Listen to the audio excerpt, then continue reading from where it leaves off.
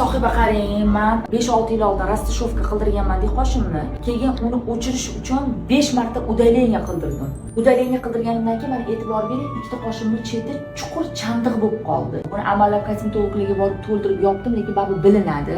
Men endi obrazlarim bor, qaynona obrazi, Hoshimjon obrazi bo'lgani uchun men qoshimni rastashovka qildirmayman. Profilingizni kuzatib chiqdim.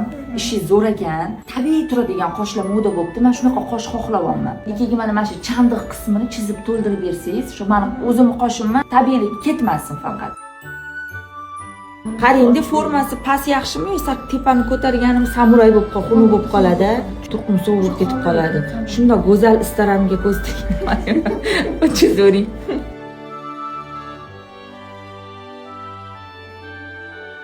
Endi ochiladi, kumarni adolatga qo'yadi. Mendan keyin ishlatmay tashlab yuborasiz? Vau. O'zimga rosa yoqdi. Mana mamutdagi chandiq qismi ham to'ldi. Qoshga o'xshadi. Vashi chiroyli qildingiz, lekin sohiba, asalom, qo'llaringiz dard ko'rmasin.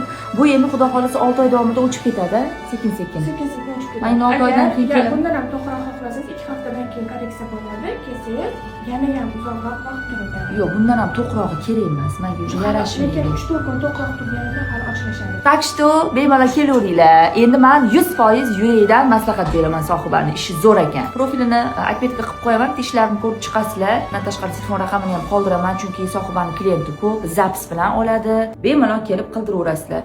Viloyatda bo'lsanglar, shu Toshkentga yo'linglar tushganda ham planni shunaqa qilib, kirib, chizdirib o'tib ketaverasizlar.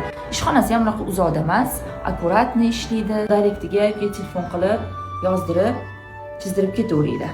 Men endi hozir xolam bilan yankamni ham olib kelganman. Xolam bilan yankamni ham qoshini chizdirib ketaman.